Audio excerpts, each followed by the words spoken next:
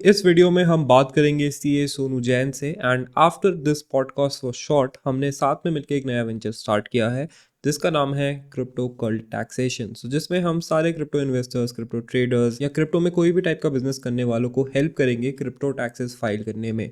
आपकी unique problems जैसे कि हमने इस वीडियो में डिस्कस करी है उन सब के थ्रू हम आपको नेविगेट करेंगे एंड ये सब हम एक पार्टनरशिप में कर रहे हैं सोनू भाई के साथ जो कि एक सीए है, अपना खुद का प्रैक्टिस रन करते हैं। इस तरीके से आपको एकदम प्रोफेशनल हेल्प मिलेगी एंड आपको ढूंढना भी नहीं पड़ेगा कि भाई किसके पास जाएं, इज दिस गाय नॉलेजेबल और not. If you are interested in cult taxation, आपको फाइल करना है टैक्स, आपको कोई भी क्वेश्चन है उसको लेके, तो आप टेलीग्राम चैनल ज्वाइन कर सकते हो। लिंक मैं पिन कमेंट एंड डिस्क्रिप्शन में डाल दूंगा। Now let's go to the podcast.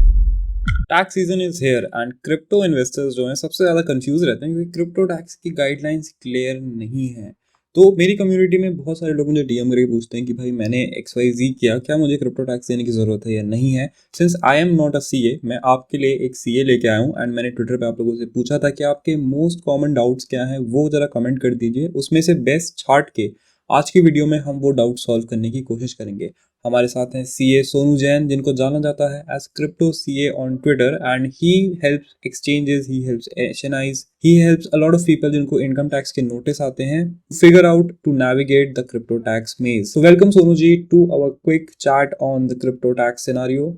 So hi everyone, thank you Neil bhai for having me on this session to help the crypto jargon community understand crypto taxes के बारे में। तो मैं CA Sonu Jain हूँ। मैं क्रिप्टो टैक्स में last 4 साल से काम कर रहा हूँ। तो एवर सिंस की बजट के पहले, जो बजट 2022 में क्रिप्टो टैक्स लॉ आया था, उसके पहले भी यूजर्स के पास बहुत सारी क्वेरीज थे कि कोई टैक्स लॉ है नहीं, शुड वी पे द टैक्स। So before 2022 के बजट से I am working in the crypto space to help investors कि आप अपने taxes को declare करें और मतलब you do not face any consequences for that.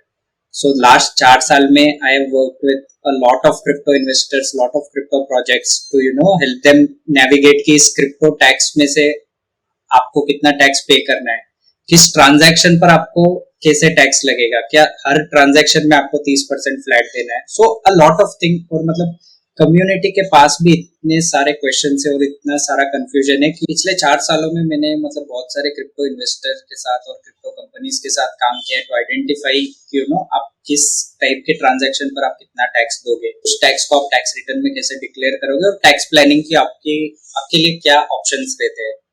और मतलब इन द लास्ट 2 years, जैसे आई थिंक लास्ट ईयर और उसके पहले ईयर में भी बहुत सारे क्रिप्टो इन्वेस्टर्स को नोटिस आए थे फॉर फाइनेंशियल ईयर 17, 18, 18, 19, जब वो हमारे पुराने एक्सचेंजेस थे जैसे कॉइनेक्स था और कॉइन सिक्योर था। तो there were a lot of exchanges, तो उनकी टैक्स रिपोर्टिंग नहीं हुई थी, तो helping investors solving the tax issues और notice responses. So I have been working exclusively in the crypto space, crypto community के लिए। स्टार्ट करते हैं सबसे बेसिक क्वेश्चन से। Do you need to pay taxes and TDS अगर आप Binance, Bybit जैसे इंटरनेशनल एक्सचेंजेस यूज करते हो जहां पे ऑटोमेटिकली टीडीएस डिडक्ट नहीं होता है, एंड इफ यस तो कैसे कैलकुलेट करें हम टैक्सेस को? राइट। तो it is a very interesting question Neel भाई, बिकॉज दिस इज समथिंग जो कि सारे क्रिप्टो कम्युनिटी मेंबर्स जो है, मतलब बहुत सारे इन्वेस्टर्स बाइबिट पे, फाइनेंस पे और मतलब बहुत सारे इंटरनेशनल एक्सचेंजेस पर ट्रेड करते हैं क्योंकि वहां पर लिक्विडिटी बेटर है और बहुत सारे कॉइन्स भी है। तो ये मतलब एक इम्पोर्टेंट क्वेश्चन है कि इंडियन एक्सचेंजेस पे अगर हम ट्रेड करेंगे तो टीडीएस तो वैसे भी डिडक्ट हो ही रहा है, हमको सेपरेट से कुछ करने की जरूरत नहीं है। लेकिन वहां पर इशू ये आ जाता है कि इंटरनेशनल एक्सचेंजेस पर हम क्या करें। It is a very relevant question. तो पहली चीज ये है कि इंटरनेशनल एक्सचेंज पे जब भी आप ट्रेड करते हो, TDS currently is not applicable on international exchanges.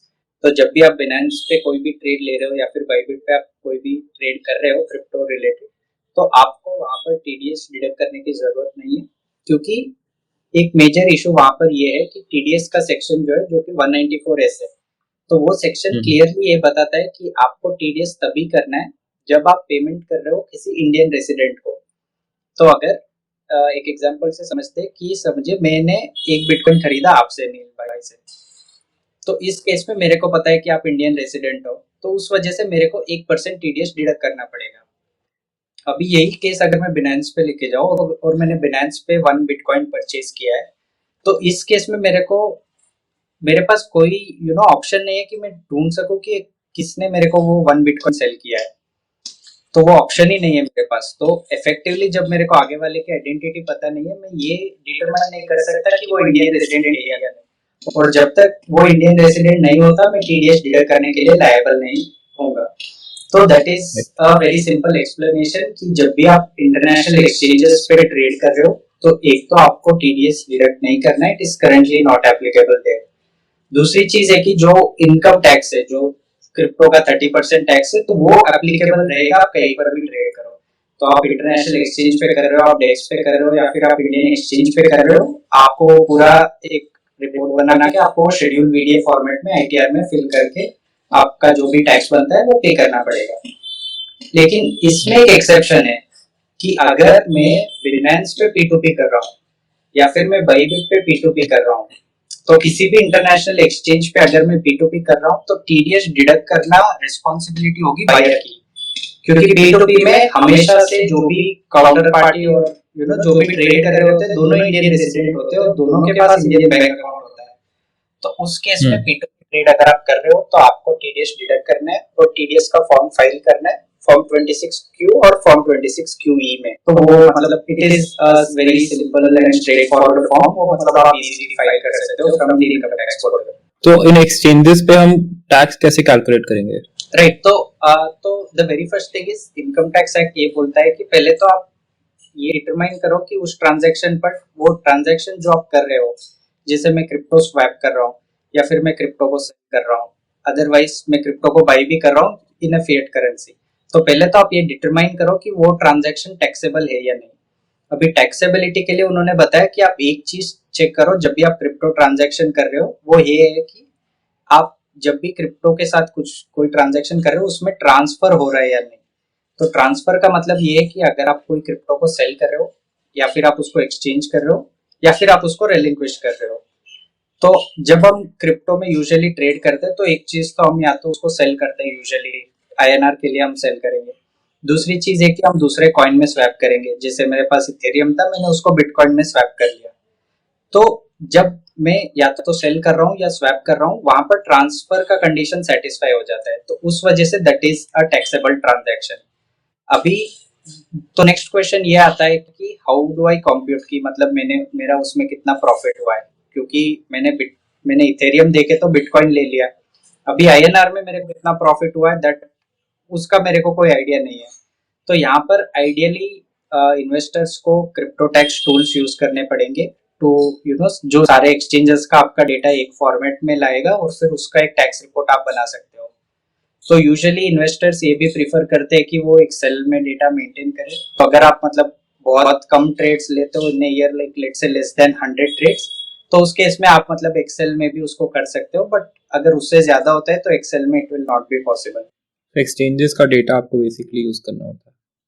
Yes, तो जो भी आपने एक्सचेंज पे ट्रेड किया है, तो इसमें दो चीजें होती है। एक तो मैंने एक कोई भी एक्सचेंज पे ट्रेड किया है, और दूसरा मैंने डेक्सेस यूज किया या फिर ब्लॉकचेन पे मैंने कोई भी ट्रांजैक्शन किया है।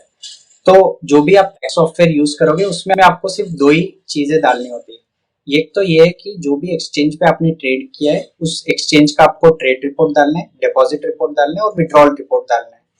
और जो भी आपने ब्लॉकचेन पे ट्रांजैक्शन किए, उसके लिए आपको सिर्फ अपना पब्लिक वॉलेट एड्रेस जो है वो पेस्ट करना है। तो इससे वो ब्लॉक स्कैनर से पूरा आपका डेटा इंपोर्ट करके उसको एक जगह पे पूरा आपका एक अकाउंट समरी बन जाता है, और उसमें से आप अपना ट्रेड जो भी आपका P&L रिपोर्ट होता है वो आप डाउनलोड कर सकते हो। राइट, उसके बाद जो प्रॉफिट है उसका 30% आपको टैक्स देना है। यस, तो जो आपका प्रॉफिट बनता है उस पर 30% का टैक्स है ही। सो और मतलब आपका टोटल इनकम कितना है उसके बेसिस पे सरचार्ज एक्स्ट्रा लगेगा, और जो भी आपका टोटल टैक्स बनेगा सरचार्ज को मिला के, उसके ऊपर 4% का सेस रहेगा। तो अगर मैं ऐसे बताऊं कि अगर आपका साल में पूरा इनकम जो है क्रिप्टो को मिला के, अगर वो 50 लाख के अंदर है, तो आपका जो क्रिप्टो पे टैक्स लगेगा वो रहेगा 31.2%। 30% का आपका टैक्स हो गया और 4% का सेस लगेगा उस पर। लेकिन अगर यही आप 50 लाख से ऊपर और 1 करोड़ के नीचे रहोगे, तो 30% का क्रिप्टो का टैक्स लगेगा, 10% का सरचार्ज लगेगा 30% पे, तो टोटल अभी 33% हो गया। तो इसी के कंटिन्यूएशन में पूछता हूँ, क्योंकि बहुत सारी ऑडियंस हमारी फ्यूचर्स ट्रेडिंग करती है, तो फ्यूचर्स ट्रेडिंग के नियम थोड़े अलग हैं क्या? क्या आपको वहाँ पे टैक्स वैक्स थोड़ा डिफरेंट देना पड़ता है? टीडीएस का क्या वहाँ पे चलता है? फ्यूचर्स में मैं इसको दो पार्ट्स में डिवाइड करना चाहूंगा। तो फर्स्ट इज कि आप आईएनआर फ्यूचर्स कर रहे हो, INR या फिर कोई भी फिएट करेंसी में आप फ्यूचर्स कर रहे हो, दूसरा आप क्रिप्टो फ्यूचर्स कर रहे हो। तो जब भी आप कोई भी फिएट करेंसी में आप फ्यूचर्स कर रहे हो, जैसे अभी इन इंडिया बहुत सारे प्लेटफॉर्म्स आ गए जैसे 542 और डेल्टा एक्सचेंज, जो INR में आपको फ्यूचर्स ट्रेड करने देते हैं कि आप सिर्फ INR लोड करो and you can trade any crypto futures that you want. या और मतलब बहुत सारे ETFs भी है यूएस में जो कि मतलब वो टेक लेवरेज पोजीशन, जिनका लेवरेज पोजीशन होता है इन बिटकॉइंस और इथेरियम, मतलब 5-6 ऐसे ETFs भी है। तो जब आप इन सारे प्रोडक्ट्स में इन्वेस्ट कर रहे हो जहां पर एक फिएट करेंसी मेजरली यूज हो रहा है, तो उस केस में ये मतलब क्रिप्टो लॉ के अंदर आता ही नहीं है। It will just be a regular F&O transaction. आप इसको बिजनेस इनकम कंसिडर करके आप अपने ITR में डिक्लेयर कर सकते हो। तो जब भी आप INR फ्यूचर्स कर रहे हो, it is not a crypto, वो क्रिप्टो टैक्स में नहीं आता है, फ्लैट 30% टैक्स नहीं लगेगा। What will be applicable is कि आपको उसको बिजनेस इनकम डिक्लेयर करना पड़ेगा अगर आप ऐसे फुल टाइम ट्रेडर हो, और आपका जो टैक्स लगेगा वो स्लैब रेट के हिसाब से लगेगा वहां पर। करेक्ट। तो पहला केस हो गया कि जहां पर फिएट करेंसी में क्रिप्टो फ्यूचर्स चल रहे हैं, जैसे BTC INR फ्यूचर्स हो गए या फिर BTC USD फ्यूचर्स हो गए, तो जहां पर क्रिप्टो नहीं है, बेसिकली स्टेबल कॉइन से ये फ्यूचर्स ट्रेड नहीं होते, ये फिएट करेंसी से ट्रेड होते हैं। अगर आप उसमें ट्रेड कर रहे हो तो the law is crystal clear, ये क्रिप्टो लॉ के अंदर नहीं आएगा। ये आपको बिजनेस इनकम कंसिडर करके अपने ITR में डिक्लेयर करना है, और इस पर जो भी टैक्स लगेगा वो आपके टैक्स स्लैब के हिसाब से टैक्स एप्लीकेबल होगा उस पर। अभी दूसरा केस जो है वो जो हमारे सारे कम्युनिटी मेंबर्स ट्रेड करते हैं, जैसे बिनेंस पे, बाइबिट पे जो भी हम फ्यूचर्स करते हैं, या फिर DYDX पे भी, तो वहां पर जिस टोकन पे वो ट्रेड होता है वो है USDT यूजुअली। तो जो भी है क्रिप्टो फ्यूचर्स मेजरली जो चलते हैं वो USDT में चलते हैं, या फिर आप कॉइन बेस यूज कर रहे हो तो वो USDC में फ्यूचर्स ट्रेड होते हैं। अभी यहाँ पर the law is not clear, क्योंकि इसमें इशू ये आ जाता है कि although by definition futures are a separate product, तो ये मतलब क्रिप्टो के लिए एक सेपरेट से लॉ नहीं है, ये मतलब सारे टाइप ऑफ फाइनेंशियल इंस्ट्रूमेंट्स के लिए लॉ है कि फ्यूचर्स का उसके अंडरलाइंग एसेट के साथ कोई रिश्ता नहीं है।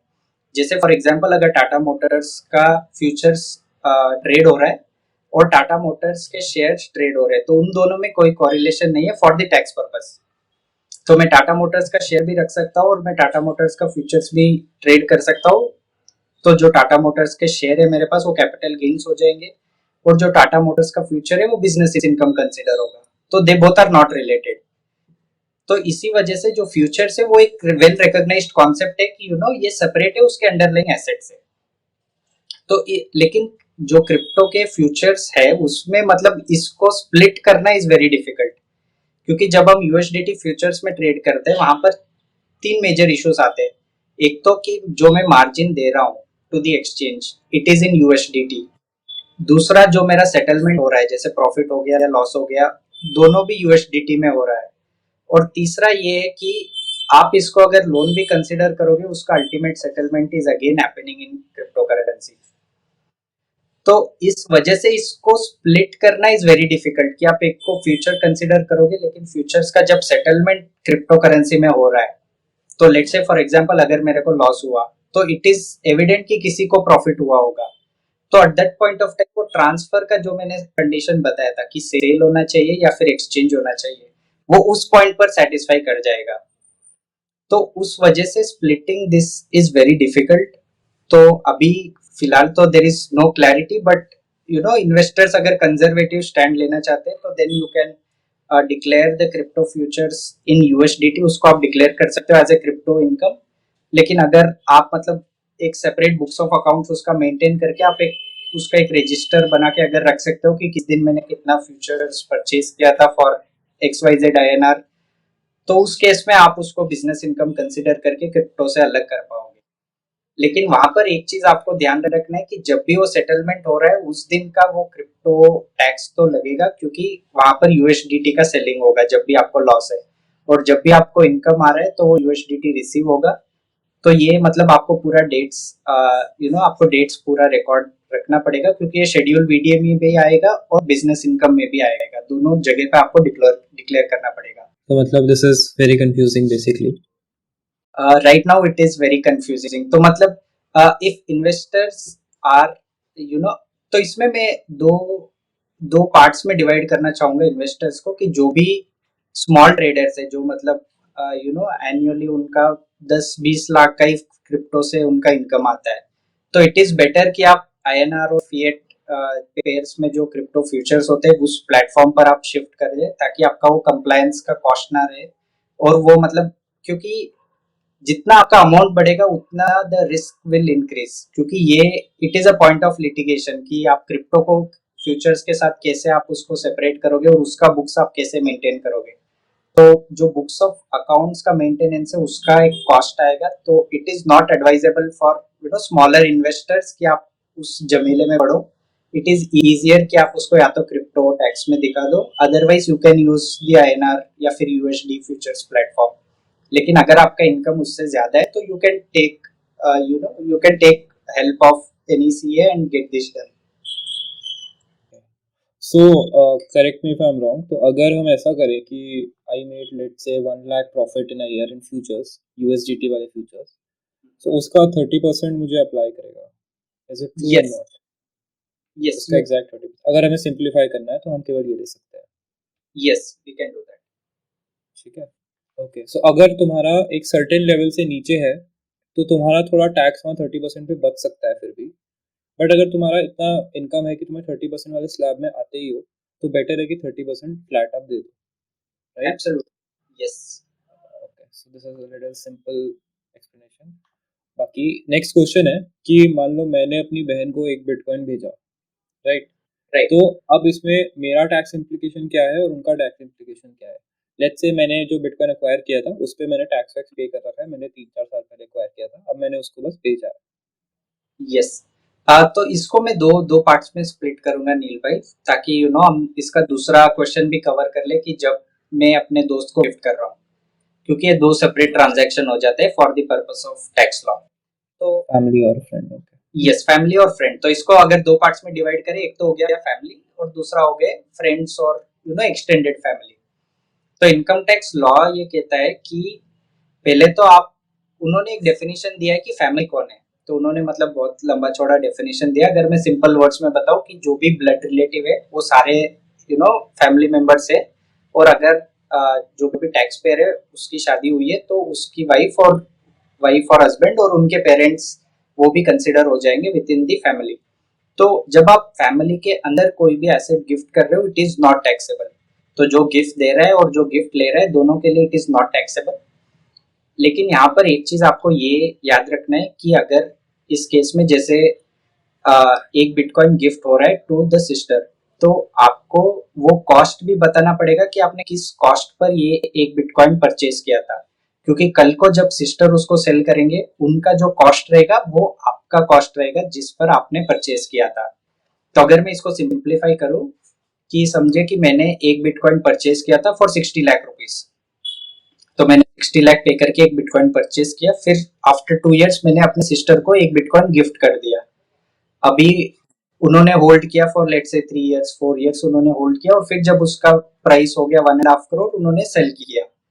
अभी उनको पूरे 1.5 करोड़ पे टैक्स नहीं देना है, क्योंकि उनका जो कॉस्ट रहेगा, क्योंकि उन्होंने तो कोई कॉस्ट इनकर नहीं किया, उनको मैंने गिफ्ट किया था। तो क्योंकि वो गिफ्ट हुआ है, लेकिन उस केस में भी उनका पूरा 1.5 करोड़ पे उनको टैक्स नहीं देना है। उसमें से जो कॉस्ट रिड्यूस होगा वो मेरा कॉस्ट रिड्यूस होगा जो कि था 60 लैक्स। लेकिन इसके लिए मेरे को उनको ट्रेड रिपोर्ट या फिर कोई कॉम्पिटिशन शीट बना के देना होगा कि मैंने इस डेट पर इस एक बिटकॉइन को परचेज किया था इस एक्सचेंज पे, जैसे वजीर एक्स पे अगर मैंने परचेज किया तो मैं लिखूंगा कि आज 15 मार्च को मैंने एक बिटकॉइन परचेज किया ऑन वजीर एक्स फॉर ₹60 लैक्स, और मैं उनको लिख के दूंगा ताकि कल को अगर उनसे क्वेश्चनिंग होती है कि आपको 60 लाख का कॉस्ट कहाँ से मिला, तो दे कैन जस्टिफाई कि मेरे भाई ने गिफ्ट किया था and the cost was 60 lakh and here is the supporting documents. तो ये हो गया पहला केस। अभी दूसरा आते कि अभी दूसरा ये है कि अगर मैं फ्रेंड्स को या फिर एक्सटेंडेड फैमिली को, चाचा हो गए, मैं किसी को भी गिफ्ट कर रहा हूँ, तो यहाँ पर एक है कि जब मैं गिफ्ट कर रहा हूँ तो if I am the person who is giving the gift, तो मेरे मेरे ऊपर कोई टैक्स लायबिलिटी नहीं है। लेकिन जिस फ्रेंड को मैं गिफ्ट कर रहा हूँ उसको जो भी उसकी वैल्यू रहेगी वो टैक्सेबल हो जाएगी। तो फॉर एग्जाम्पल अगर मैं एक बिटकॉइन गिफ्ट करता हूँ मेरे दोस्त को विच आज के मार्केट वैल्यू से इज वर्थ 60 lakhs, तो मेरे दोस्त को उस पूरे 60 lakhs पर टैक्स पे करना होगा। वो स्लैब रेट पर टैक्स होगा, क्रिप्टो टैक्स में वो नहीं आएगा क्योंकि इट इज अ गिफ्ट और वहां पर ट्रांसफर का कंडीशन सेटिस्फाई नहीं हुआ है, जो कि सेल और एक्सचेंज होता है। क्योंकि जब मैं गिफ्ट कर रहा हूँ और जब वो गिफ्ट ले रहा है तो ना ही कोई सेल हो रहा है और ना ही कोई एक्सचेंज हो रहा है, it is just a normal gift. तो उसको पूरा जो 60 लाख का वर्थ ऑफ बिटकॉइन मिला है उस पर उसको स्लैब रेट के हिसाब से टैक्स पे करना पड़ेगा, और वो जो 60 lakhs पर उसने टैक्स पे किया है वो उसका कॉस्ट बन जाता है। तो कल को अगर वो 1 करोड़ पे भी बेचेगा तो ये 60 लाख उसके उसका कॉस्ट मान के वो डिडक्ट हो जाएगा, क्योंकि उसने ऑलरेडी उस 60 lakhs पर टैक्स पे कर दिया है। यहाँ पर एक बेनिफिट है, एक बेनिफिट टैक्स लॉ में ये है कि अगर आप अपने दोस्त को बिटकॉइन गिफ्ट कर रहे हो और उसकी वैल्यू अप टू 50,000 है, तो बिटकॉइन या फिर आप कोई भी क्रिप्टो एसेट गिफ्ट कर रहे हो और एक साल में उसकी वैल्यू अप टू 50,000 है दोस्त के लिए, तो उसको उस 50,000 तक के गिफ्ट पर कोई टैक्स नहीं देना है। तो ये एक साल का लिमिट है कि अगर 10 दोस्तों ने मिलकर के मेरे को 5,000 दिए हैं, तो टोटल इज 50,000, मेरे को इस पर कोई टैक्स नहीं देना है। लेकिन अगर 10 दोस्तों ने मिलकर 50,000 दे दिए तो फिर मेरे को पूरे 5 लाख पर टैक्स देना पड़ेगा। तो 50,000 से कम दो बेसिकली। यस, तो गिफ्ट जो भी एक साल में मिलेगा उसका total should be less than 50,000। अगर वो 50,000 तक है इट इज फाइन, आपको कोई टैक्स पे नहीं करना है। लेकिन अगर वो 50,000 ₹1 भी हो जाता है तो it is fully taxable at your income tax level. So जो मुझे समरी मिली इस क्वेश्चन की, बेसिकली अगर मैं गिफ्ट करता हूँ या सेंड करता हूँ क्रिप्टो, तो अगर मैं अपनी फैमिली को सेंड कर रहा हूँ तो जो रिसीव कर रहा है उसको कोई टैक्स नहीं लगेगा जब तक वो उसको सेल नहीं करते हैं। एंड वो सेलिंग के टाइम पे वही टैक्स लगेगा जो सेंडर उनको था उसने जिस प्राइस पे खरीदा है, माइनस द करंट प्राइस, और जो प्रॉफिट है उस पे आपका 30% टैक्स लगेगा।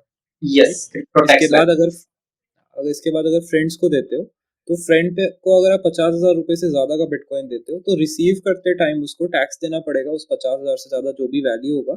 एंड जब वो सेल करेगा तो जो प्रॉफिट होगा उस पे भी उसको टैक्स देना पड़ेगा, राइट? Yes, yes. और फ्रेंड के लिए वो जो 50,000 का लिमिट है वो साल का लिमिट है। या ओके, राइट। 50,000 से नीचे उसको रिसीवेबल पे टैक्स नहीं लगेगा, लेकिन जब वो सेल करेगा अगर प्रॉफिट में होगा तो प्रॉफिट पे टैक्स लगेगा। Yes, So if I send someone USDT in exchange of cash, right? मैंने आपको USDT दिया, आपने मुझे UPI कर दिया, तो इसमें मुझे कितना टैक्स देना पड़ेगा और इसमें TDS का इम्प्लीकेशन क्या है? मतलब आपको भरना है, मुझे भरना है, ये आप एक बार एक्सप्लेन कर दीजिए। यस। तो इस केस में आपका टैक्स भी लगेगा और टीडीएस भी लगेगा। तो इसका मैं सिंपल एग्जांपल के थ्रू समझाता हूँ। तो पहला केस ये है कि अगर मेरे पास 1,000 यूएसडीटी थे जो मैंने नील भाई को भेज दिया and he transferred through UPI to me. 80,000 रुपए उन्होंने मेरे को ट्रांसफर किए टू माई बैंक अकाउंट। तो इस केस में यूएसडीटी सेलर मैं हूँ और यूएसडीटी बायर जो है वो नील भाई है। तो बिकॉज नील भाई बायर है उनको टीडीएस डिडक्ट करना पड़ेगा, सिंस ये मतलब एक पी टू पी ट्रांजैक्शन के फॉर्म में हो गया है एंड एक्सचेंज कोई बीच में है नहीं। तो टीडीएस की रिस्पॉन्सिबिलिटी जो है वो बायर की रिस्पॉन्सिबिलिटी बन जाती है। तो नील भाई को जो 80,000 उनको मेरे को पे करना था फॉर 1,000 यूएसडीटी, उसमें से 1% का टीडीएस डिडक्ट करना है, विच इज 800 रुपीज, और बाकी का जो भी बैलेंस है वो आप मेरे अकाउंट में ट्रांसफर कर सकते हो। अभी दूसरा क्वेश्चन ये है कि टीडीएस तो मैंने डिडक्ट कर दिया 800 रुपए का, इसका पेमेंट कैसे होगा? तो इसके पेमेंट के लिए दो दो फॉर्म्स है, एक तो फॉर्म 26Q है और दूसरा फॉर्म 26QE है। तो मेजर जो भी हमारे क्रिप्टो कम्युनिटी मेंबर्स है, बहुत सारे मेंबर्स का कोई बिजनेस इनकम नहीं होता है। तो जब तक आपका कोई बिजनेस इनकम नहीं है आपको फॉर्म 26QE फाइल करना है। ये आपके इनकम टैक्स पोर्टल पर फॉर्म अवेलेबल है, जहाँ से आप आईटीआर फाइल करते हो उसी पोर्टल पर आपको फॉर्म 26QE मिल जाएगा। उसमें आपको अपना पैन नंबर डालना है जो कि बायर का पैन है, सेलर का पैन नंबर डालना है और ट्रांजैक्शन के डिटेल्स आपको फिल करने हैं। तो आप ये फिल करके आप टैक्स पेमेंट वहीं से कर सकते हो। It is all in an instant, मतलब ये पूरा फॉर्म फिल करने में 2 मिनट भी नहीं लगेगी। अभी दूसरा ये कि अगर आपका कोई बिजनेस इनकम है जिसका टर्नओवर 1 करोड़ से ज्यादा है, जैसे फॉर एग्जांपल आपने स्टॉक स्टॉक में एफ&ओ में आपने ट्रेडिंग कर दी और वहां पर आपका 5 करोड़ का टर्नओवर बन गया, तो अभी वो आपके आईटीआर में क्योंकि बिजनेस इनकम डिक्लेयर होगा, तो यहाँ पर टीडीएस का थोड़ा कॉम्प्लिकेटेड हो जाता है कि पहले आपको एक टैन नंबर लेना पड़ेगा जो कि टीडीएस पर्पस के लिए यूज होता है। तो आप पहले टैन नंबर लोगे, फिर आप टीडीएस डिडक्ट करोगे और टीडीएस डिडक्ट करने के बाद आपको उसका पेमेंट करना है by 7th of next month. तो अगर मैंने मार्च में P2P ट्रांजैक्शन किया और मार्च में मैंने टीडीएस डिडक्ट किया ऑफ 800 रुपीज, इसका पेमेंट मेरे को अप्रैल में करना है और इसका रिटर्न फाइल होगा आफ्टर एक क्वार्टर एंड होने के बाद। तो जैसे जैन फेब और मार्च एक क्वार्टर बन जाते हैं तो उसका फाइलिंग अप्रैल में होता है। It is a simplified version. तो मतलब पूरे साल का जब हम लिमिट्स देखेंगे देयर आर डिफरेंट डेट्स। तो मार्च का जो है वो यूजुअली 31 मई तक होता है, लेकिन बाकी के 3 क्वार्टर जो है साल के, जैसे अप्रैल मई और जून हो गया, उसका जुलाई में फाइल होता है टीडीएस रिटर्न। तो दिस इज द डिफरेंस। तो अगर आपका बिजनेस इनकम है तो टीडीएस का deduction is going to be a bit complicated. अगर बिजनेस इनकम नहीं है तो मतलब ये it is just a 2 minutes work. आप इनकम टैक्स पोर्टल पे लॉग इन करके you can make the payment. Right. So आपके क्वेश्चन पे ही मेरा एक क्वेश्चन है बेसिकली कि अगर मैंने मान लो आपके साथ P2P किया, ठीक है, and I took that money in my trust wallet, मैंने यूएसडीटी ले लिया, आपने मुझे भेजे 25,000 रुपये, 25,000 रुपये का ट्रांजैक्शन था, ठीक है, और ये यूएसडीटी किसी केवाईसी एक्सचेंज पे अभी नहीं गया है, तो क्या इसमें हम एज अ गिफ्टिंग इसको बोल सकते हैं, क्योंकि 50,000 से नीचे का ट्रांजैक्शन है एंड ये यूएसडीटी किसी भी केवाईसी जगह पे नहीं गया है, तो I know it's technically wrong, लेकिन काफ़ी लोग करते ही हैं, तो उनका भी क्वेश्चन रहेगा, तो इसके टैक्स इम्प्लीकेशन कितने हैं एंड इज इट राइट और नॉट, क्योंकि आपके अकाउंट में पैसा आ रहा है, तो अगर आप एक्सप्लेन राइट। करोगे कि 25,000 का transaction, you can just say कि ये मेरा गिफ्ट था बेसिकली, तो इज इट लेजिट और नॉट? मतलब technically it is not legit, क्योंकि फंड्स तो ट्रांसफर हुए, तो it is just a matter कि अगर उनको वो ट्रांजैक्शन मिल जाता है एंड आपने पहले बताया था कि it is a gift, then वो मतलब उसका जो इम्प्लीकेशन होता है वो बहुत बढ़ जाता है, क्योंकि आपने झूठ बोला है डिपार्टमेंट। तो राइट। टेक्निकली मतलब इट इज नॉट राइट, लेकिन up to a smaller limit जैसे 10,000 20,000 it should be fine, you know. अगर आपका पोर्टफोलियो बहुत बड़ा नहीं है, if you are a very small investor, आपका 1 2 लाख 3 लाख तक का इनकम है, तो then you can, you know, it is not technically right, but आप मतलब इसको कर सकते हो फॉर स्मॉलर क्वांटिटीज।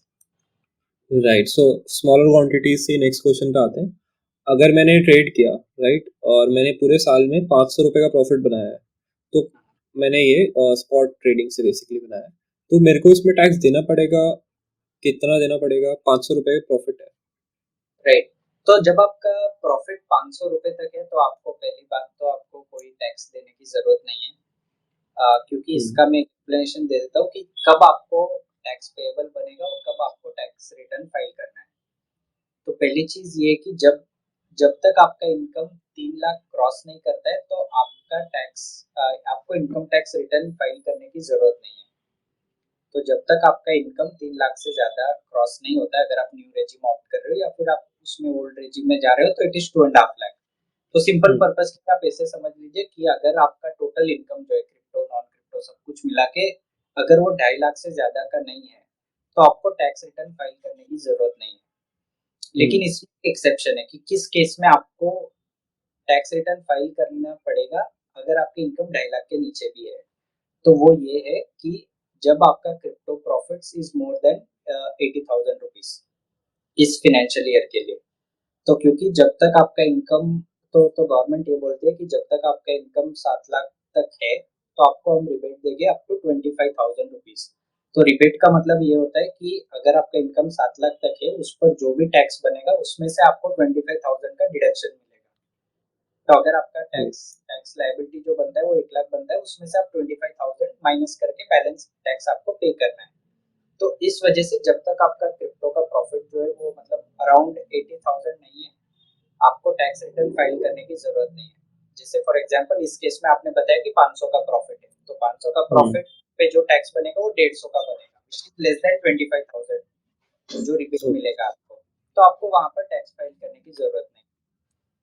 तो एज ए अगर मैं इसको सिंप्लीफाई कर दूं तो आपको पहली चीज ये चेक करना है कि आपका टैक्स लायबिलिटी जो है क्रिप्टो से वो मतलब 25,000 से ज्यादा हो रहा है या नहीं। अगर आपका सिर्फ क्रिप्टो इनकम है, अगर आपका दूसरा भी इनकम है, आप पूरा मिला के देख लो कि वो 25,000 से ज्यादा हो रहा है या नहीं। अगर वो 25,000 को क्रॉस कर रहा है लेकिन आपका इनकम 2.5 लाख से नीचे, तो आपको आईटीआर फाइल करना है। और दूसरे केस ओके। में अगर वो 25,000 के नीचे है और आपका इनकम जो है टोटल इनकम वो भी 2.5 लाख से नीचे है, तो आपको आईटीआर फाइल करने की जरूरत नहीं है। और तीसरा ओके। केस ये कि जब वो 25,000 के नीचे है आपका जो टैक्स पेएबल है, लेकिन वो 2.5 लाख हम्म। से ऊपर है आपका टोटल इनकम, जो आपका इनकम है वो अगर 2.5 लाख से ऊपर है तो आपको आईटीआर फाइल करना पड़ेगा, लेकिन टैक्स आपका नहीं बनेगा वहां पर। ठीक है। ओके, समझ गया। सो 25,000 से ऊपर अगर आपका बन रहा है टैक्स, तभी आपको फाइल करना है, राइट? यस। और मतलब ओके। या फिर आपका इनकम जो है वो 2.5 लाख क्रॉस कर रहा है तो आपको आईटीआर फाइल करना पड़ेगा।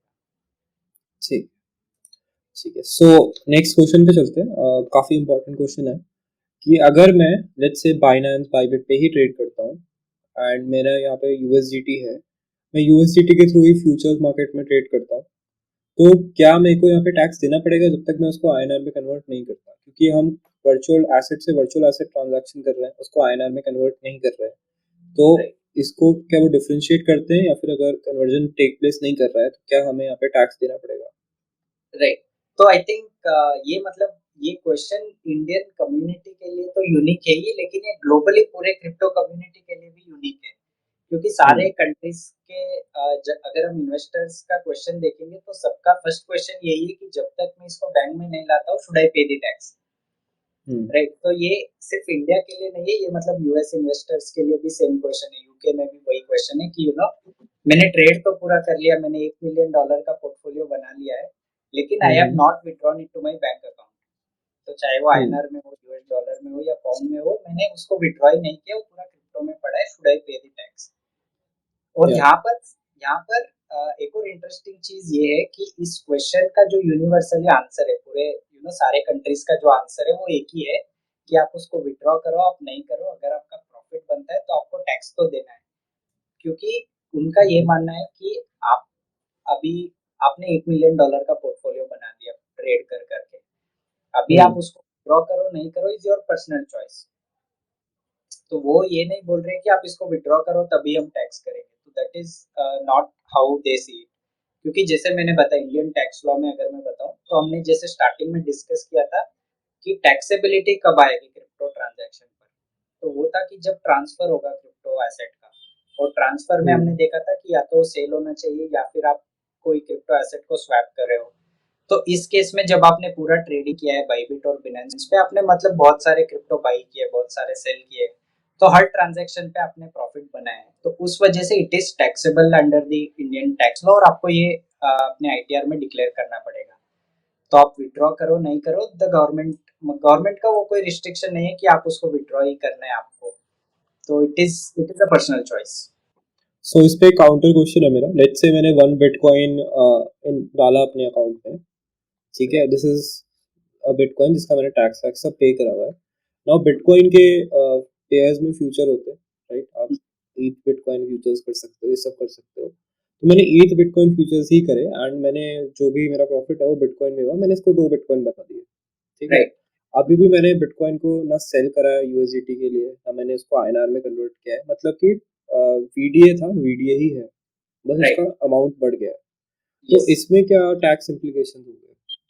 यस। तो ये मतलब ये जो हमने पहले डिस्कस किया था कि जब हम नॉन फिएट फ्यूचर्स में ट्रेड कर रहे हैं जो कि बेसिकली क्रिप्टो फ्यूचर्स में ट्रेड कर रहे हैं, तो the treatment will be same कि आपको यूजुअली अगर आप बहुत ट्रेडिंग कर रहे हो तो आप उसका बुक्स ऑफ अकाउंट मेंटेन करके आप उसको स्प्लिट कर सकते हो कि बिटवीन फ्यूचर्स और वीडीए का सेपरेट करके।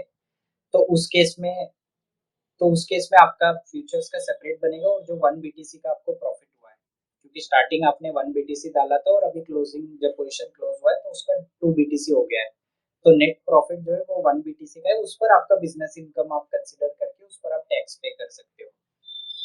राइट, लेकिन ये 1 बीटीसी, बीटीसी का प्राइस तो कांस्टेंट नहीं है, राइट? राइट।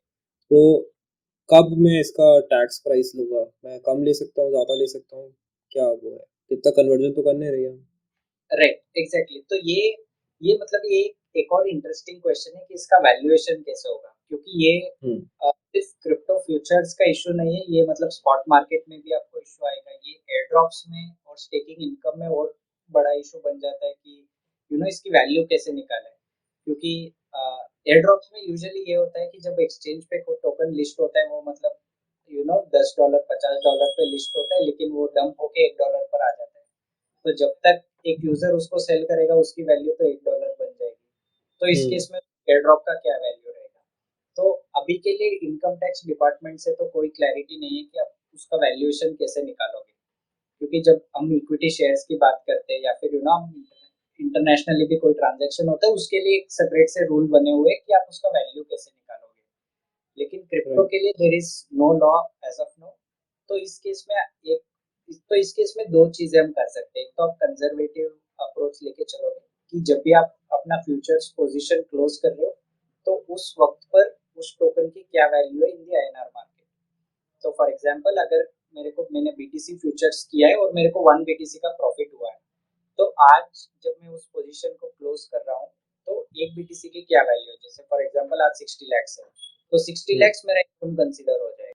और दूसरा केस ये है कि अगर आप एयर ड्रॉप्स कर रहे हो, तो एयर ड्रॉप्स में क्योंकि बहुत सारे फ्लक्चुएशंस होते हैं, तो वहां पर जब भी आप उसको जब भी वो आपको मिलता है, अगर वो ट्रेडेबल है इन एन एक्सचेंज, तो आप उसको इमीडिएटली सेल करोगे और जो जिस प्राइस पर आपने सेल किया आप उसको अपना एयर ड्रॉप इनकम कंसीडर कर सकते हो। लेकिन अगर आपको एयर ड्रॉप मिला है और वो किसी एक्सचेंज पर ट्रेड नहीं हो रहा है, तो उसका कॉस्ट जीरो हो जाएगा और जब भी आप फ्यूचर में सेल करोगे वो पूरा आपका क्रिप्टो प्रॉफिट कंसीडर होगा। राइट, लेकिन एयर ड्रॉप्स जब हम करते हैं, एयर ड्रॉप्स के टॉपिक पे ही है, तो एयर ड्रॉप मान लो मेरे को जुपिटर टोकन का एयर ड्रॉप लगा है $1000 का। ठीक है। राइट। अब जुपिटर टोकन का एयर ड्रॉप फार्म करने में मुझे लाइक $100 का फीस लग गया है। यस। ठीक है। अब एयर ड्रॉप आया, उस टाइम उसका वैल्यू $1000 था, मैंने इंस्टेंटली बेच दिया। ठीक राइट। है। तो यहाँ पे मेरा टैक्स इम्प्लीकेशन क्या होगा? क्या मैं $100 को कॉस्ट ऑफ एक्वायरिंग लेके चलूंगा? राइट। अगर मैं लेके चलता हूँ तो मैं उसका पेपर ट्रेल कैसे दूंगा? एंड जो वैल्यू होती है ना, जैसे जुपिटर एयर ड्रॉप आया तो पैनकेक स्वैप पे $1 का चल रहा है, जैसे यूनिस्वैप पे 0.98 का चल रहा है। तो मतलब क्योंकि कोई यूनिवर्सल ऑर्डर बुक तो होती नहीं है नॉर्मल इंडियन यस। एक्सचेंजेस की तरह।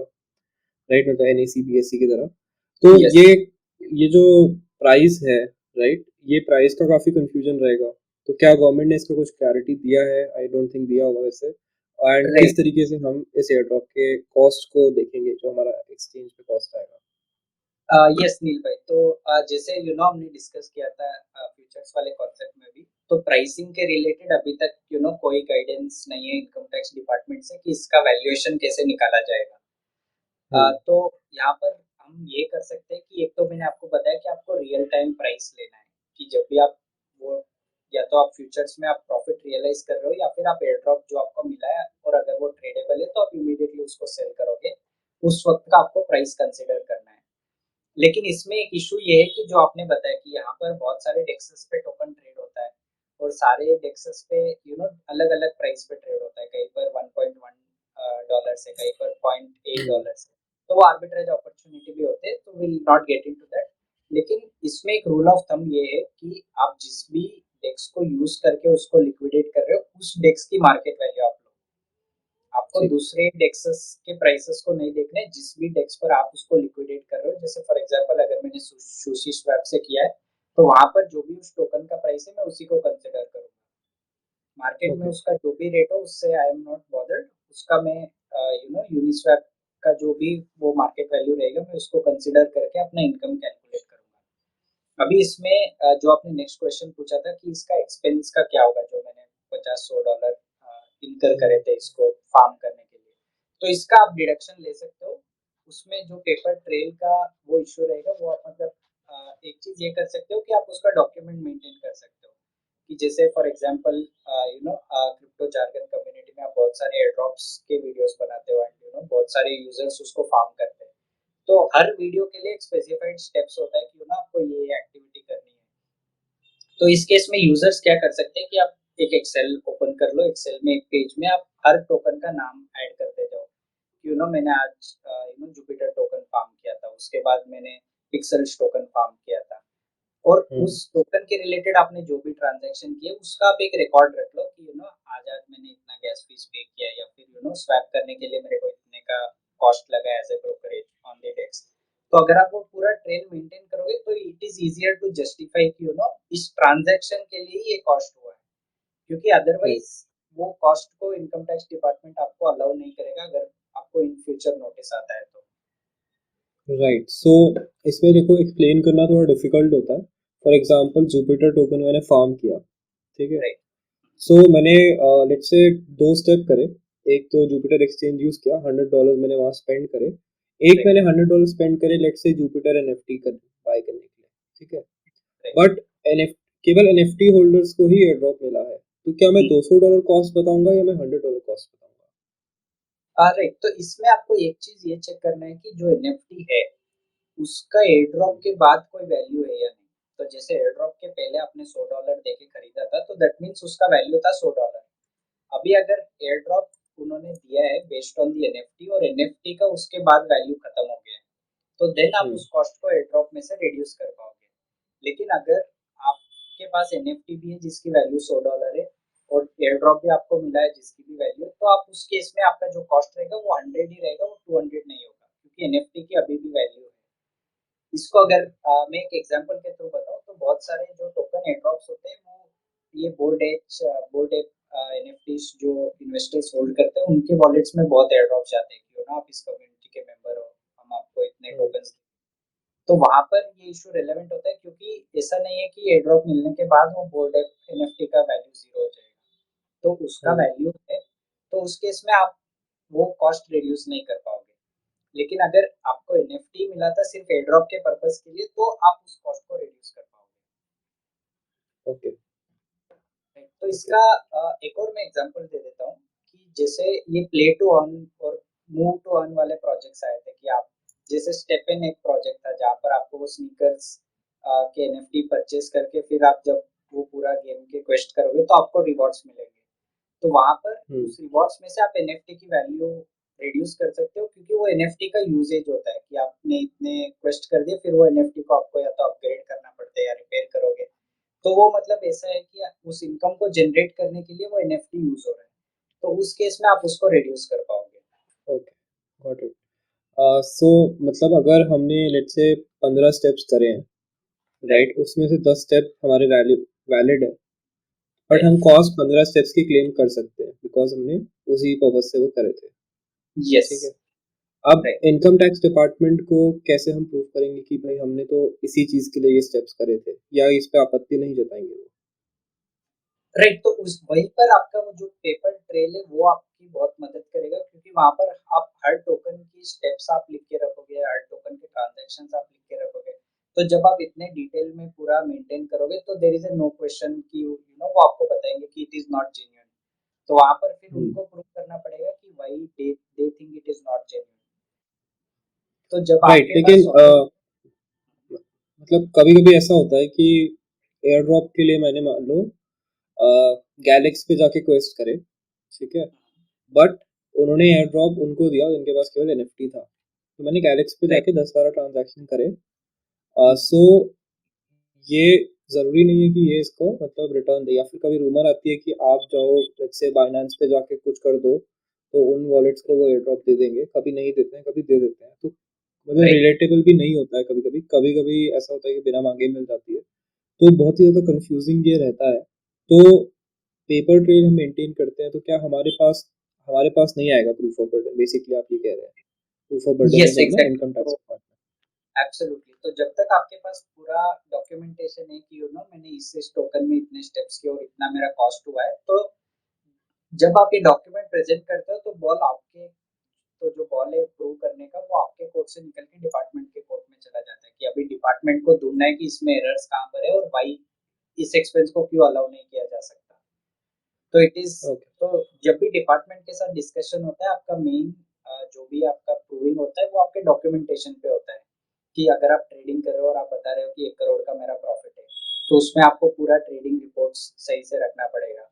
दूसरा, अगर आप एयर ड्रॉप्स कर रहे हो तो उसका आप एक लिस्ट मेंटेन करो। आप प्राइवेट सेल में कर रहे हो तो प्राइवेट सेल में क्योंकि आपका वो वेस्टिंग होता है ओवर 12 मंथ्स 18 मंथ्स, तो आप उसका एक लिस्ट बना के रखो कि यू नो मैंने एबीसी टोकन लिया था $1000 डाल के और मेरे को हर महीने $100 मिल रहे हैं, 100 क्वांटिटी ऑफ एबीसी टोकन मिल रहे हैं फॉर 12 मंथ्स। तो इससे क्या होता है जितना आपका डॉक्यूमेंटेशन सही रहेगा उतने आपसे क्वेश्चंस कम पूछे जाएंगे। सो नेक्स्ट क्वेश्चन पे चलते हैं। मान लो मैंने और आपने P2P ट्रेडिंग करी, ठीक है, बाइनेंस के प्लेटफॉर्म पे, एंड मैंने टीडीएस डिटेक्ट ही नहीं किया। राइट। तो अब जब हम टैक्स भरने जाएंगे, सो मान लो आपने आईएनआर रिसीव किया एंड उसके बाद आप डिक्लेयर करते हो कि हाँ भाई मैंने P2P रेटिंग से डिक्लेयर रिसीव किया है और आपने टैक्स भर दिया उस पर, बट राइट। हमने कोई टीडीएस नहीं भरा था।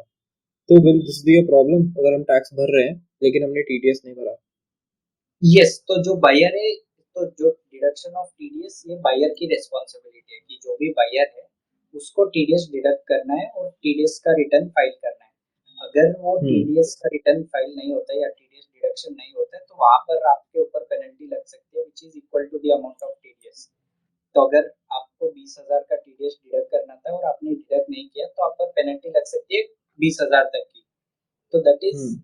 At the income tax departments option. तो अगर वो चाहे तो पेनल्टी लगा सकता है, अगर वो नहीं चाहे तो पेनल्टी नहीं लगा सकता।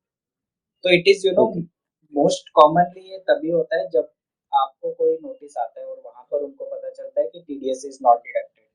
तो आइडियली अगर आप P2P कर रहे हो कंसीडरिंग कि स्कैम सब हो रहे हैं तो हैविंग अ टीडीएस डॉक्यूमेंट ये आपका केस और जेन्युइन करता है, not only from income tax point of view but also from cyber crime point of right, और आपको टैक्स देना ही पड़ता है तो टीडीएस डिडक्ट करके ही कर लो, कि वो बाद में आप क्लेम कर सकते हो जब आप टैक्स भर रहे हो। व्यू। एब्सोल्युटली। और अगर आप राइट। P2P में कर भी रहे हो तो 1% अगर जो सेलर है अगर वो बोलता है कि नहीं मेरे को नहीं करना है तो आप उसका पैन नंबर ले लो और आप अपने पॉकेट से ही 1% एक्स्ट्रा टीडीएस पे कर दो। That that will not be an issue. तो आपको इसे उसमें से डिडक्ट करके ही पेमेंट करना है ऐसा कुछ नहीं है। आप अपने एंड से अगर आप 1% आपको कोई इशू नहीं कि मैं टीडीएस अपने एंड से ही पे कर दूं क्योंकि सेलर नहीं मान रहे तो आप वो भी कर सकते हो, लेकिन आपको सेलर का पैन लेना पड़ेगा। Okay. Okay. So next question पे चलते हैं। लेट्स से मैं 2022 से क्रिप्टो मार्केट में हूँ, ठीक है, और मैंने $3 का एक टोकन लिया, मैंने उसमें $100 डाले and this is on a DEX, मतलब मैंने अपना मेटामास्क वगैरह यूज किया। अब राइट। वो टोकन जो है $1,000 का हो गया है एंड अभी टैक्स सीजन मेरा आने वाला है, राइट। बट मैं उसको अभी स्वैप नहीं करना चाहता, I want to hold it a little bit more, ठीक है। तो इस पे राइट। क्या टैक्स इम्प्लीकेशंस होंगे मेरे या नहीं होंगे जब तक मैं उसको सेल नहीं करता बेसिकली? यस। तो again it is a very common question कि इन्वेस्टर्स के माइंड में होता है कि मेरे पास 10 टोकन्स पड़े और उसका वैल्यू बढ़ गया है, तो at the end of the year क्या मेरे को इस पर टैक्स देना पड़ेगा? तो द आंसर इज नो। जब तक आप उस टोकन को सेल नहीं करोगे उसकी जितनी भी वैल्यू उस पर आपको कोई टैक्स नहीं देना है। तो जैसे फॉर एग्जांपल अगर मेरे पास जो पेपे कॉइन है वो भी पड़ा है और उसकी वैल्यू आज 10 करोड़ है और मैं उसको सेल नहीं करता हूँ तो उस 10 करोड़ पे मेरे को टैक्स पे नहीं करना है। अभी पॉसिबल है कि 1 साल बाद में उस टोकन को सेल करूँ 15 करोड़ पे, तो जब भी मैं सेल करूंगा उस वक्त मेरे को जो भी प्रॉफिट बनेगा उस पर टैक्स पे करना है। तो इन सिंपल ओके। वर्ड्स में चाहे 10 साल तक भी टोकन को होल्ड करो उसकी जितनी भी वैल्यू बढ़ जाए मेरे को उस पर कोई टैक्स पे नहीं करना है। टैक्स तभी पे करना है जब मैं उसको सेल करूंगा। या बट अगर मैंने उस टोकन को लेट्स से इथेरियम से स्वैप कर दिया, ठीक है, राइट। सो उस ट्रांजैक्शन पे मुझे टैक्स पड़ेगा? यस, एब्सोल्युटली, क्योंकि इस ट्रांजैक्शन में हमने वो ट्रांसफर का डेफिनेशन ट्रिगर कर दिया क्योंकि हमने एक स्वैप किया है। तो okay, the got it. Moment वो टोकन को मैं इथेरियम में कन्वर्ट करूंगा उस टोकन का वो सेल कंसिडर हो जाएगा और प्रॉफिट मेरा रियलाइज हो जाएगा। ऑलराइट। इसके अलावा do crypto investors need to pay advance tax also? Yes, advance tax मतलब एडवांस टैक्स जो है it is applicable to all taxpayers जो कि जिनका टोटल टैक्स पेबल जो साल में है वो 10,000 से ज्यादा है। लेकिन अगर आप सीनियर सिटीजन हो तो आपको मतलब वो पे करने की जरूरत नहीं है जब तक आपका बिजनेस इनकम ना हो। तो it is hmm. Advance tax जो है वो मतलब सारे टैक्स पेयर्स पर एप्लीकेबल है जिनका टोटल टैक्स 1 साल का 10,000 से ज्यादा का आता है। और मतलब ओके। यूजुअली बहुत सारे इन्वेस्टर्स इसको पे नहीं करते क्योंकि आपको हर क्वार्टर उसका कंपटीशन करके उसका परसेंटेज निकाल के आपको पे करना पड़ता है। तो ये एक्सरसाइज जो है ऐसे हो जाता है कि आप आईटीआर को 4 बार फिलअप कर रहे हो क्योंकि आपको अगर हम्म। टैक्स पेबल निकालना है तो आपको फिर से अपने आईटीआर फॉर्मेट को फॉलो करके अपना टैक्स पेबल निकालना पड़ेगा। फिर उसको निकालने के बाद आप उसको पे करोगे 4 इंस्टॉलमेंट में जो कि होता है जून सितंबर दिसंबर और मार्च में। तो हर इंस्टॉलमेंट में आपको डिफरेंट परसेंटेज पे करना है। तो अगर ऐसे मान लेते हैं कि अगर आपका एक साल में tax payable is 1 lakh rupees, जो फाइनेंशियल ईयर 23-24 में आपका आप एक्सपेक्ट कर रहे हो कि आपका total tax payable will be 1 lakh rupees, तो अभी आपको जून में 15 जून तक आपको उसका 15% देना है, विच इज 15,000।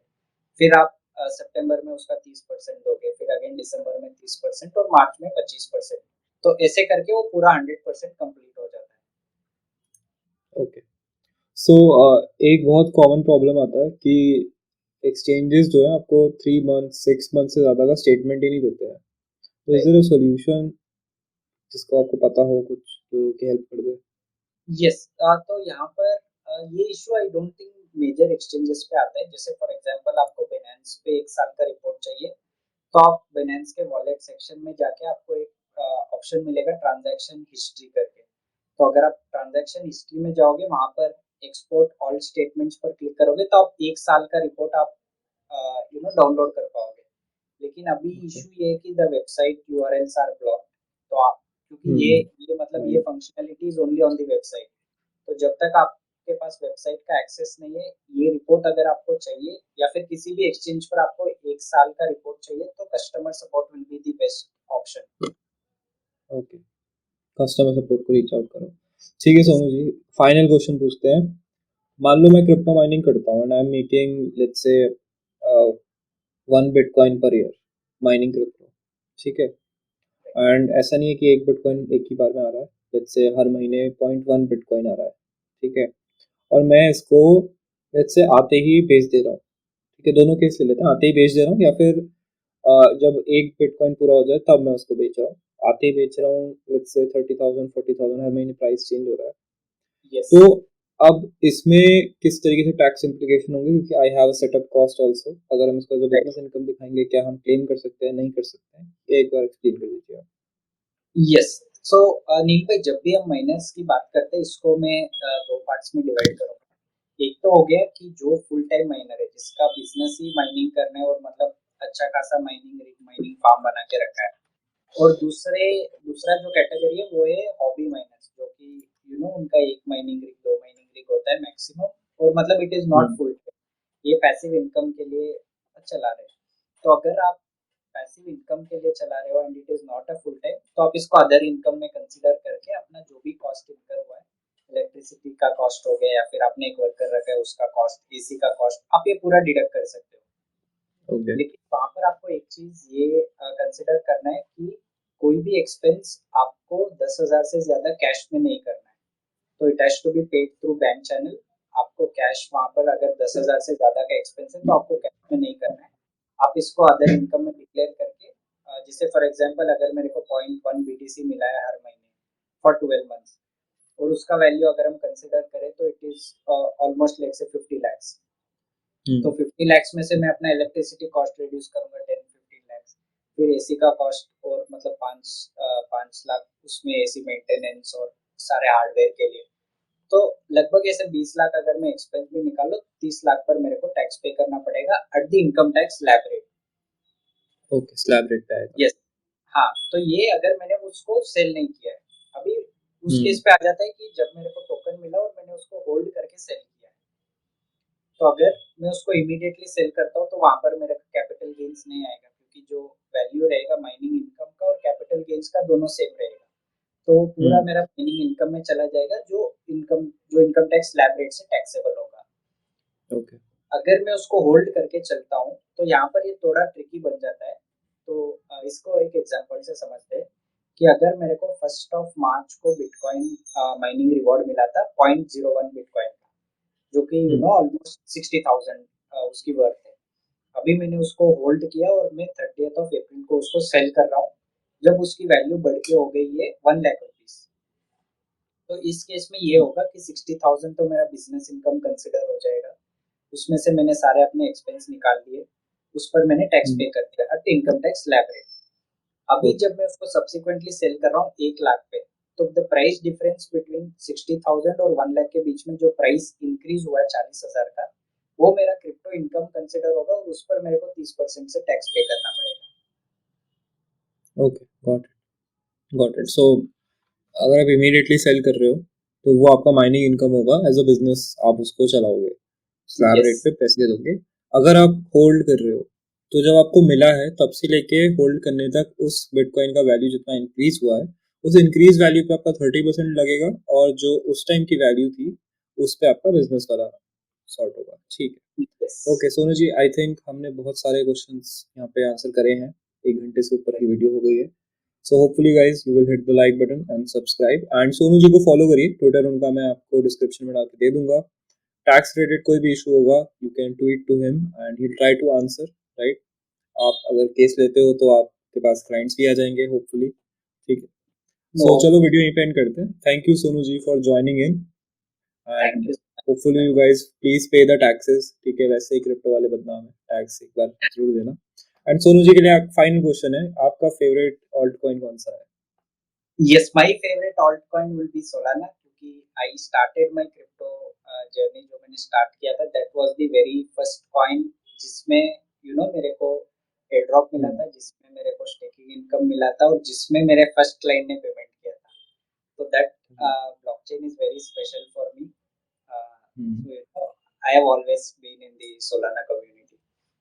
इसलिए तो नहीं कह रहे हो कि बहुत ज्यादा प्राइस है अभी उसका, आपने जो नहीं, खरीदा? definitely not. I mean, last year, I mean, एक साल से, it has been very difficult for the Solana community जब से FTX का वो हुआ था.